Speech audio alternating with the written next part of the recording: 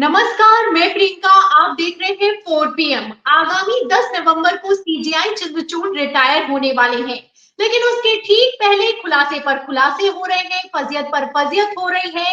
वकील हो, चाहे बार काउंसिल हो, और अब तो चाहे सुप्रीम कोर्ट के जस्टिस हो, सीजेआई चंद्रचूड़ को मुंह पर सुना रहे हैं। आपको बता दें, सुप्रीम कोर्ट में गजब हो गया है।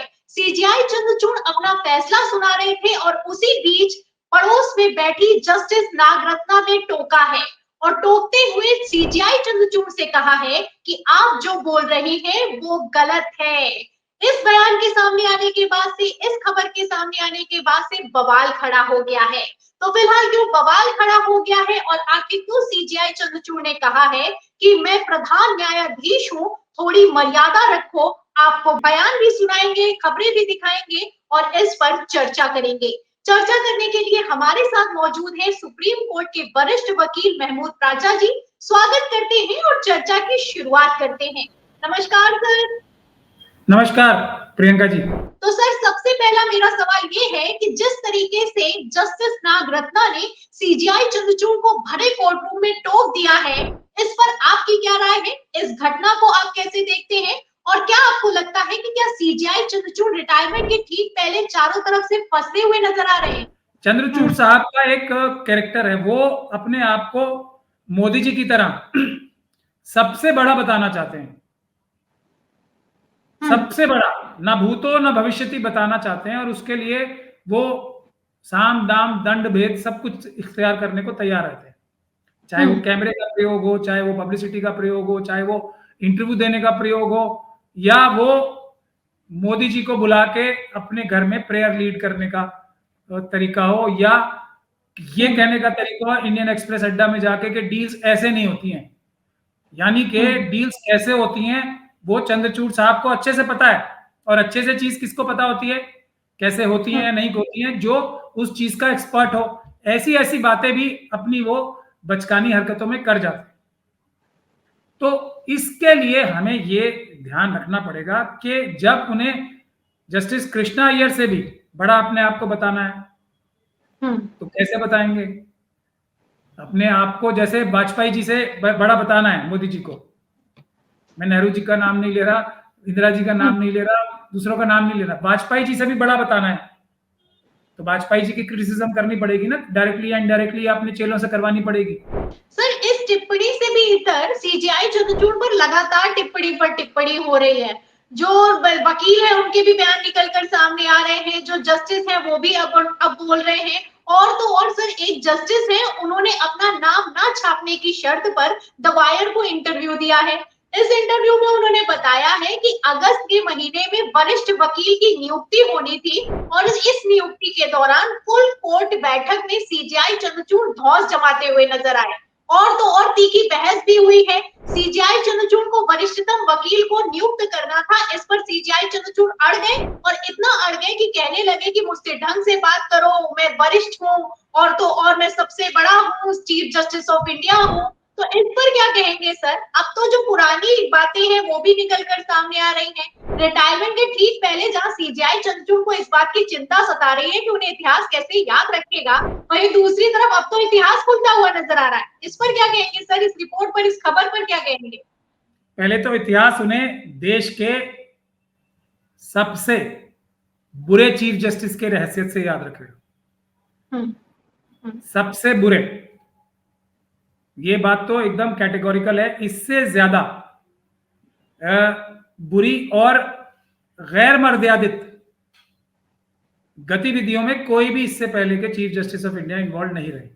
देखिए, किसी व्यक्ति को अपॉइंट करने के लिए जरूरत से ज्यादा इंटरेस्ट दिखाना, और तब दिखाना जबकि उस व्यक्ति के, और मैं नाम लेके आपको बताऊंगा, ऋषि मल्होत्रा साहब है वो, सीनियर एडवोकेट एओआर थे पहले जी। मैं बताता हूँ कहानी आपको। तो उसके लिए जान की बाजी लड़ा के अड़ जाना क्या दिखाता है कि कुछ ना कुछ साठ गांठ है, जिसकी वजह से कुछ ना कुछ तो है ना अंडरस्टैंडिंग। मैं सुपारी नहीं कह रहा हूं उसे, तो जिम्मेदारी ले रखी है ना। कोई भ्रष्ट अधिकारी होता है, मैं एक और एग्जांपल देता हूं आपको। कोई रिश्वत ले लेता है कोई अधिकारी, पुलिस के और एमसीडी के बारे में ये बात कही जाती है, तो वो सारे कानूनों की सब धज्जियां उतार के एकदम बेनकाब होके उस काम के लिए जुट जाता है। हमें ये बात चंद्रचूड़ साहब के लिए नहीं कह रहा हूं कि ये होगा, क्योंकि बहुत सारी दूसरी चीजें भी होती हैं, क्योंकि लॉबीज बहुत काम करती हैं हमारे जुडिशियल सिस्टम में। जजेस की, सीनियर जज जो कोई होते हैं, अब ये सीनियर जज का एक ऐसा कॉन्सेप्ट है, अगर मेरा आप ट्विटर हैंडल देखेंगे तो मैंने लिखा है नॉट अ सीनियर, उसकी एक खास वजह है। आमतौर पे मैं भी सीनियर हूं, और जो भी ईमानदार वकील सीनियर होते हैं, अगर कोई गलती हमारे जूनियर से भी होती है ना, अदालत में मैं जाके कहता हूं कि मेरे जूनियर की कोई गलती नहीं है, ये मेरी गलती। That is the tradition of lawyer community. और यहां तो गलती सीनियर की थी, उसके बाद जूनियर के ऊपर इल्जाम, इससे गंदा और घिनौना घटिया काम कोई नहीं हो सकता। ये हमारी आपस की ये जो लॉयर कम्युनिटी की जो एथिक्स है ना, उसमें इससे गंदा और घिनौना काम अपनी गलती अपने जूनियर के सर मंड देना कोई नहीं हो सकता। कोई भी लॉयर ऐसा कभी नहीं करेगा। 99% केसेस में जूनियर से कुछ गलती भी हो जाती है तो सीनियर कहता है मेरी गलती है, आप मुझे सजा दो, जो भी कॉन्सिक्वेंस मैं भुगतूंगा, not my junior, because he is working with me as my associate. तो ये जिस महान व्यक्ति ने ये कार्य किया, इतना गंदा घिनौना घटिया काम किया, अपने जूनियर को एक्सपोज कर दिया, ऋषि मल्होत्रा ने, उसके लिए सर धड़ की बाजी लगा के चंद्रचूड़ साहब लड़ाई कर रहे थे। अब इनका चाल चरित्र और चेहरा बता दीजिए मुझे। ये है चंद्रचूड़ साहब। तो सर आपने बड़ा खुलासा किया है, क्योंकि ऋषि मल्होत्रा कोई वरिष्ठ वकील बनाए गए हैं, उनका नाम नहीं निकलकर सामने आया था, लेकिन ये एक्सक्लूसिव रिपोर्ट निकलकर सामने आई थी, जो खुलासे हुए थे उसमें किसी का नाम नहीं छापा गया था, क्योंकि यही शर्त रखी गई थी। चंद्रचूड़ साहब को पसंद ही ऐसे लोग आएंगे। जब सबसे अच्छी क्वालिटी अगर कोई नजर आई उन्हें, यही तो आएगी कि ऐसा धोखाधड़ी करने वाला गंदा आदमी ही मुझे पसंद आएगा, जिसको मैं क्या बनाऊंगा, आम वकीलों से बड़ा। अब आप सीनियर जूनियर का कॉन्सेप्ट समझ लीजिए। तो और वो भी जाना, इतना ज्यादा बोलना कि धौंस जमाने वाली बात निकलकर सामने आए। वैसे भी सर सीजीआई चंद्रचूड़ को लेकर कई वीडियो भी निकलकर सामने आए, जिस तरीके से वो रवैया करते हैं, अब लगातार वो वीडियो भी सोशल मीडिया पर वायरल हो रहे हैं। और जो वरिष्ठ वकील हैं दुष्यंत दवे, जो कि बार काउंसिल के पूर्व अध्यक्ष भी रह चुके हैं, उन्होंने भी कह दिया है कि सीजीआई चंद्रचूड़ को पब्लिसिटी की आदत हो चुकी है, वो पब्लिसिटी के भूखे हैं, वो जो भी करते हैं सिर्फ पब्लिसिटी के लिए करते हैं। द वायर को इंटरव्यू दिया है दुष्यंत दवे ने। दुष्यंत दवे का कहना है कि सीजीआई चंद्रचूड़ का जो कार्यकाल रहा है वो पूरी तरीके से फेल रहा है। क्या कहेंगे सर इस पर भी? दुष्यंत दवे जी बहुत ही काइंड व्यक्ति हैं, मतलब बहुत ही दयालु हैं, इसीलिए वो ये बात कह रहे हैं अपनी सभ्रांता में और जेंटलमैन बन के। सिर्फ पब्लिसिटी नहीं चाहिए, बहुत कुछ और भी चाहिए चंद्रचूड़ साहब को। ऐसे काम पब्लिसिटी के लिए नहीं किए जाते हैं, और ये दवे साहब मुझसे ज्यादा जानते हैं ये बात। मगर वो क्योंकि एक सभ्रांत व्यक्ति हैं और वो एक शिवलरी दिखा रहे हैं उनके प्रति। मगर मैं, क्योंकि देखिए मैं तो अम्बेडकरवादी हूं, अगर मैं सच नहीं बोलूंगा तो मैं रात को शीशे में अपना चेहरा नहीं देख पाऊंगा। बहुत कुछ, जैसे गोगोई साहब थे ना, और वो जजमेंट लिखने वाले हर एक जज को कुछ ना कुछ प्राप्त हुआ है। लिखने वाले और जो जजमेंट किसी जज ने भी नहीं लिखी है, ये चंद्रचूड़ साहब ने बता दिया। ये अपने आप में एक फ्रॉडुलेंट जजमेंट हो गई।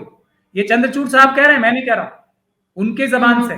गलत काम किया, बल्कि उसकी पब्लिसिटी भी की, और जो उसकी कहानी का जो पटाक्षेप था ना, जो बचा हुआ था, वो चंद्रचूड़ साहब ने खोल दिया कि हम में से किसी ने भी नहीं, किसी एक्सटर्नल फोर्स ने मेरे द्वारा वो जजमेंट लिखाई थी। और ये काम करके बता रहे हैं ही इज फीलिंग प्राउड। तो ये सिर्फ और सिर्फ एक काम के लिए बता रहे हैं। अपना रिसेंट इंटरव्यू जो उन्होंने आखिरी दिया है इंडियन एक्सप्रेस को, एक तरीके से कहा जाए एक चीफ जस्टिस इंडिया के तौर पर, उसमें उन्होंने फिर से प्रधानमंत्री नरेंद्र मोदी के घर पर आने को लेकर सफाई पेश की है। कहना है कि प्रधानमंत्री अगर नरेंद्र मोदी मेरे घर आते हैं तो इसमें कुछ भी गलत नहीं है, राजनीतिक हलकों में मैच्योरिटी की जरूरत है। अब इस पर क्या कहेंगे सर? अगर गलत नहीं है, एक बार नहीं कई बार सफाई क्यों दी जा रही? ये क्या स्तर पे आ गए, इसकी वजह सिर्फ एक है, इतने बेवकूफ नहीं है वो। He is very intelligent, very able person. वो जानबूझ के जुडिशरी को डिस्ट्रॉय करने के लिए ये बातें कर रहे हैं, ताकि चीफ जस्टिस ऑफ इंडिया का पद मेलाइन हो, he is committing contempt of the post he is sitting on. वो अपने पद की कंटेम्प्ट कर रहे हैं, अवमानना कर रहे हैं, उनके ऊपर अवमानना का मुकदमा चलना चाहिए चीफ जस्टिस के, अपने खुद के कोर्ट की अवमानना करने का ये कार्य कर रहे हैं। तो अब मैं सीनियर्स की बात बताता हूं आपको। ये चंद्रचूड़ साहब ने, और ये कोई पहले नहीं है, लेकिन इन्होंने जैसे मोदी जी ने सारी हदें पार करके, इससे पहले भी सरकारें कोई ऐसा नहीं दूध की धुली हुई थी और एकदम पाक साफ थी, लेकिन जिस लेवल पे जाके संविधान की धज्जियां उड़ा के हर लेवल पे देश का बेड़ा गर्क किया है, वही काम जुडिशरी का बेड़ा गर्क करने के लिए चंद्रचूड़ साहब ने किया है।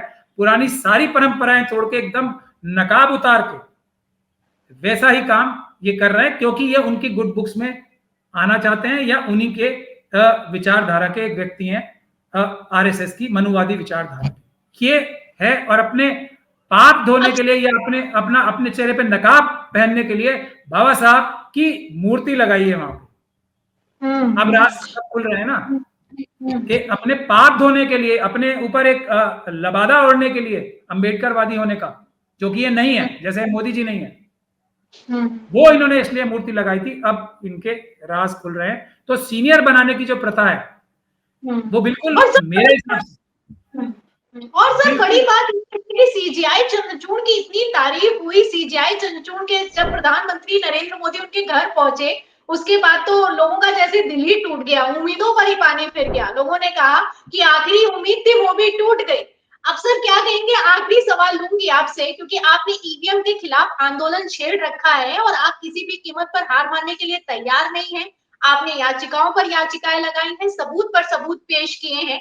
10 नवंबर को सीजीआई चंद्रचूड़ रिटायर होने वाले हैं। अब इस पर क्या कहेंगे सर, ईवीएम को लेकर तो कोई एक्शन नहीं लिया। अब सवाल भी किए जा रहे हैं कि देश की करोड़ों की जनता को जिस ईवीएम पर भरोसा नहीं है, उसको लेकर सीजीआई चंद्रचूड़ ने आखिर किया क्या है सर? प्रत्यक्ष किम प्रमाणम, राजा की जान तोते में। अब तो हमारा सवाल चंद्रचूड़ साहब से है ही नहीं।